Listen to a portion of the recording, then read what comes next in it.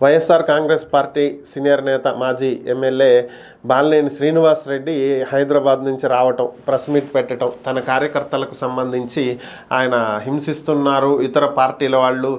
కార్యకర్తల మీద దాడులు చేస్తున్నారు, దీన్ని ఏమాత్రం ఉపేక్షించమని చెప్పి ఆయన చేసినటువంటి వ్యాఖ్యలు మనం చూసాం. ఆయన ఈ సందర్భంగా సొంత పార్టీ మీద కూడా సీరియస్ అవ్వటం జరిగింది.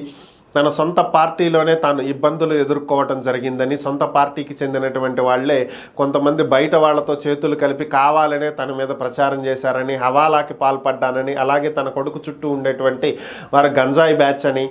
అలాగే ఎన్నో అక్రమాలకు పాల్పడ్డాని, దోచుకున్నానని, ఇలా ఎన్నో రకాల ఆరోపణలు చేయడం జరిగిందని, 5 సార్లు ఎమ్మెల్యేగా చేసినటువంటి వ్యక్తిని, రాష్ట్ర మంత్రిగా చేసినటువంటి వ్యక్తిని ఇన్ని అవమానాలు ఎదుర్కొంటున్నానని, అలాగే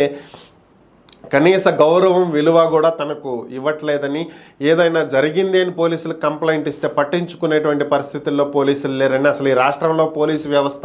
ఉందా అని చెప్పి ఆయన ప్రశ్నించడం జరిగింది. ఇదే సందర్భంలో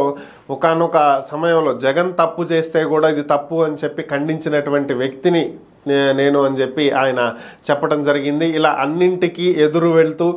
వాస్తవాలు మాట్లాడబట్టే ఈరోజు నేను శత్రువునయ్యానని చెప్పి ఆయన చెప్పడం జరిగింది. సో కాబట్టి తను ఎటువంటి నేరాలకు ఘోరాలకు పాల్పడలేదని, కావాలనే తను టార్గెట్ చేస్తున్నారని, సొంత పార్టీలో కూడా తనకు నచ్చనటువంటి, తానంటే పడనటువంటి వ్యక్తులు తనని